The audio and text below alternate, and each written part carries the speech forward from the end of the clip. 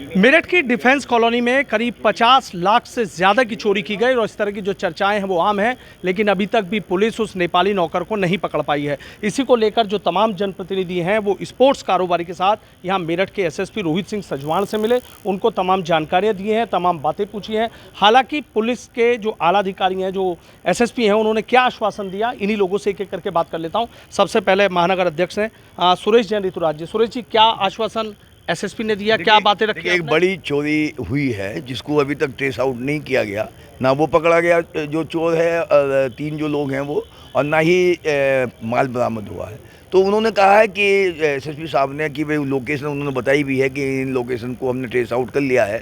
CO level के हमारा जो टीम वहाँ पर गई हुई है और नेपाली पुलिस भी पूरी सहायता कर रही है। लेकिन चूँकि हमारे नेपाल और भारत के जो नियम हैं उसके हिसाब से उसको तो शायद हम नहीं पकड़ के ला सकेंगे, लेकिन पैसा हमारा बरामद हो जाएगा, ऐसी उन्होंने आशा व्यक्त की है। और हमें लगता है कि जिस प्रकार का उन्होंने सब हमें बताई है, जानकारी दी है, तो पहले भी यहाँ पर पिंकू जी के यहाँ हुआ था तो तब भी पैसा बरामद किया गया था, तो पूरी उम्मीद है कि हमारा पैसा हमें मिल जाएगा। हरिकांत अहलूवालिया, मेयर साहब, क्या आपने पक्ष रखा है?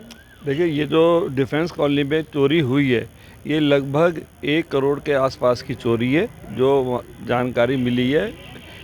और इसमें एसएसपी साहब ने कहा कि हम उसके बिल्कुल नज़दीक पहुंच चुके हैं और इसमें कोई दो राय नहीं। जब पुलिस ने प्रयास करा है तभी नज़दीक पहुंचे हैं। तो उनका आज उन्होंने आश्वासन दिया कि ये 2 से 3-4 दिन तक इसकी रिकवरी होगी और बहुत जल्द वो पकड़े जाएंगे। संतुष्ट हैं आप? हाँ, नहीं, फिलहाल तो उन्होंने जो कहा है, ये तो उसके बाद फिर देखेंगे। हाँ, पूर्व एमएलसी सरोजनी अग्रवाल जी। सरोजनी जी, क्या लग रहा है, क्या मतलब बातें आपको देखने कई दिन हो गए अभी तक नहीं खुलासा हुआ? देखिए, ऐसा है, वो सर्वेंट आया, किसी ने फ़ोन किया नेपाल से ही कि इसको, लड़के को रख लीजिए, आपको ज़रूरत है। हाँ। रख लिया। हाँ। तो हमने तो, उन्होंने चोरी की और पुलिस तो, कप्तान साहब कह रहे हैं कि वो पहुंच गए हैं और पैसा बरामद हो जाएगा।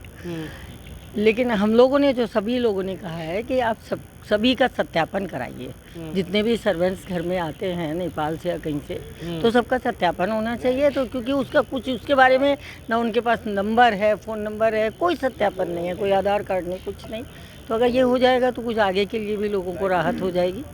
और मुझे पूरी उम्मीद है कि कप्तान साहब बहुत जागरूक तरीके से, बहुत मुस्तैदी से काम कर रहे हैं और पैसा बरामद हो जाएगा। पैसा बरामद हो जाएगा। महाजन जी हैं स्पोर्ट्स कारोबारी। सर, क्या हुआ था, वो पूरी घटना आप बता दीजिए। अरे भाई, 12 बजे के करीब उस दिन घर से मेरी वाइफ निकली है, घर लॉक करके। उस लड़के ने कहीं से रास्ता, किचन का दरवाज़ा खोल लिया और पता नहीं लगा। हाँ। तो हम लोग चले गए दिल्ली। तो रात 8 बजे आए तो देखा कि सब कुछ खुला पड़ा है। सारे कवर्ड्स खुले पड़े, सब बॉक्सेस बाहर पड़े, सब ऊपर के कमरे में भी, नीचे के कमरे में भी। तब ऐसा घबराहट सी हो गई, सब कुछ चला गया। फिर हमने पुलिस को फ़ोन किया, पुलिस आए, उन्होंने अच्छी तरह से देखभाली करी और वहाँ से उन्होंने फटाफट 2 आदमी अपने 3 जगह 2-2 आदमी करके 3 नेपाल बॉर्डर पर आदमी भेज दिए। अब क्या आश्वासन दिया आप लोग मिले जनप्रतिनिधियों के साथ? नहीं, हमारा आश्वासन भी सही है, कह रहे 2-4 दिन में आपका सब रिकवरी हो जाएगी। लेकिन सर, ये है कि डिफेंस कॉलोनी है, अरबपतियों की कॉलोनी कही जाती है, बड़ी सुरक्षा के इंतजाम रहते हैं, लेकिन इस तरीके से चोरी होना, तो मतलब क्या पहले से प्री प्लान था? नौकर को समझ नहीं पाए थे आप उसको? भाई, नौकर का प्लान होगा, ये हमें कहाँ से पता लगेगा? नहीं, मतलब मेरा उससे मतलब है कि कोई उसका वेरिफिकेशन वगैरह नहीं कराया था? नहीं, उसका वेरिफिकेशन उससे पूछा था, आधार कार्ड का है वो। सर, मेरा अभी जो भाई आएगा वो ला के देगा, ये करेगा, वो करेगा, टाला मटोली करके ये काम कर गया। एमएलसी हैं धर्मेंद्र भारद्वाज जी। धर्मेंद्र जी, देख रहे हैं कि उन्होंने भी एक अच्छी बात की है कि जितने नेपाली नौकर हैं उनका एक तरीके से वेरिफिकेशन कराया जाए। आपने क्या बातें रखी हैं? आज हम एसएसपी महोदय से मिले और हमारे आदरणीय अध्यक्ष जी ने एक प्रस्ताव रखा है इस ज़िले के लिए। और वो प्रस्ताव ये है, ये चोरी तो हुई है, इसके खुलासे के बारे में, उनसे रिकवरी के बारे में तो बात करी हम सब लोगों ने, लेकिन एक प्रस्ताव बहुत अच्छा रखा है, उसी बात पर बहुत चर्चा हुई है और उसको अमल में लाने के लिए मैं समझता हूँ 2 या 3 दिन में आ जाएगा। हर थानेदार को ये आदेश दिए जाएंगे कि उसके क्षेत्र में जो भी नौकर है उसका एक रजिस्टर बनेगा, उसका एक सत्यापन होगा, उसका पूरा का पूरा ब्यौरा उसके अंदर रखा जाएगा, जिससे कि आगे की ये घटना ना हो। क्योंकि इस ज़िले के अंदर इस तरह की घटनाएँ बहुत ज़्यादा आम दिन आए रोज़ बढ़ती जा रही है और मैक्सिमम घटनाएँ एक ऐसी कॉलोनियों में होती हैं जहाँ पर लोग थोड़ा सा सक्षम होते हैं आर्थिक रूप से, तो उन क्षेत्रों में ज़्यादा विशेष ध्यान रखने के लिए बात कही गई है। जो पुलिस की कार्रवाई से एसएसपी ने जो कहा है कि 2-4 दिन में, संतुष्ट हैं आप लोग?